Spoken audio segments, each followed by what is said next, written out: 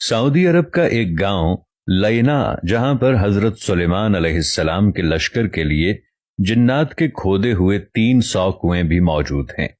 ان میں سے بیشتر اگرچہ ناکارہ ہو چکے ہیں، مگر 20 کنووں سے اب بھی لوگ میٹھا پانی حاصل کرتے ہیں۔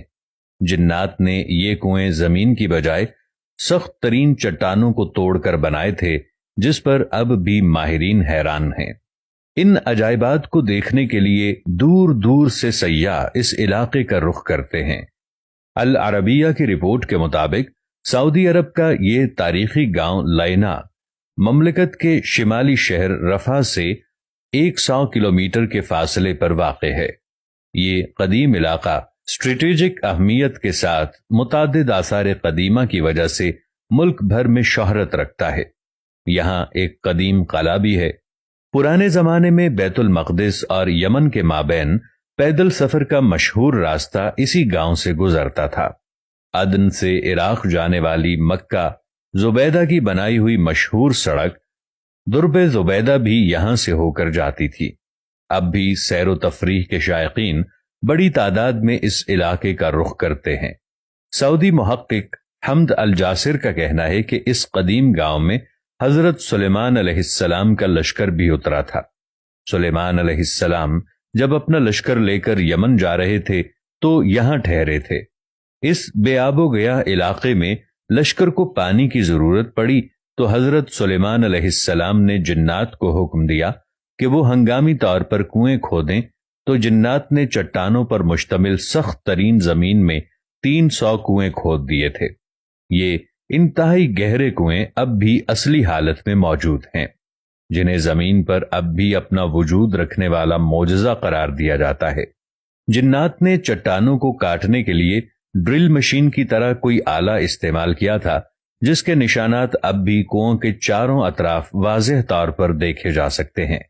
ماہرین اس پر تحقیق کر رہے ہیں کہ جنات نے آخر کس طرح ان سخت ترین چٹانوں کو 60 سے 80 میٹر گہرائی تک کاٹ دیا تھا، اور انہوں نے کون سے علاقے کی مدد سے ایسا کام کیا تھا۔ اگرچہ ان 300 میں سے اس وقت صرف 20 کنویں ہی کارآمد رہ گئے ہیں، تاہم سارے کنووں کے نشانات اب بھی یہاں موجود ہیں۔ ان کنووں کو دیکھنے والا ہر شخص حیرت زدہ ہو کر رہ جاتا ہے۔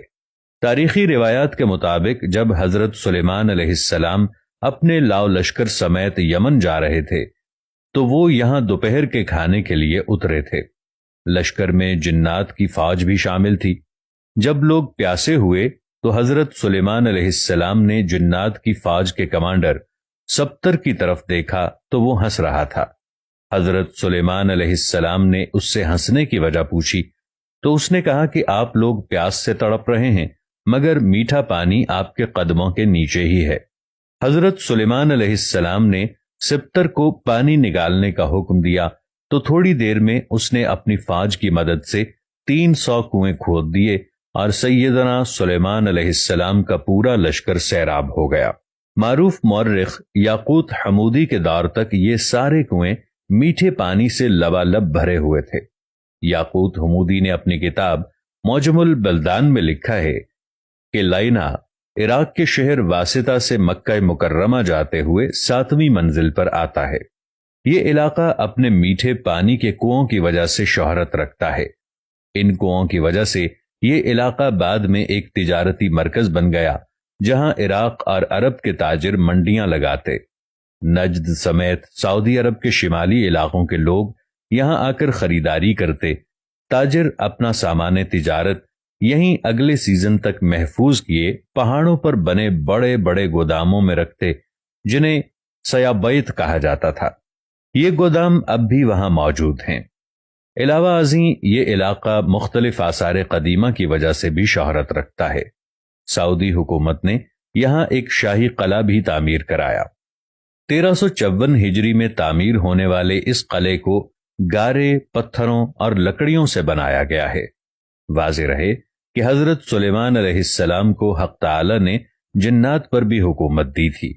جنات نے ان کے حکم سے بیت المقدس کی تعمیر میں حصہ لیا تھا۔ وہ دور دراز سے پتھر اور سمندر سے موتی نکال کر لاتے۔ ان کی تعمیر کردہ عمارتیں اب بھی موجود ہیں۔ اس کے علاوہ بھی حضرت سلیمان علیہ السلام جنات سے بہت کام لیتے تھے، جس کا ذکر قرآن کریم میں واضح طور پر کیا گیا ہے۔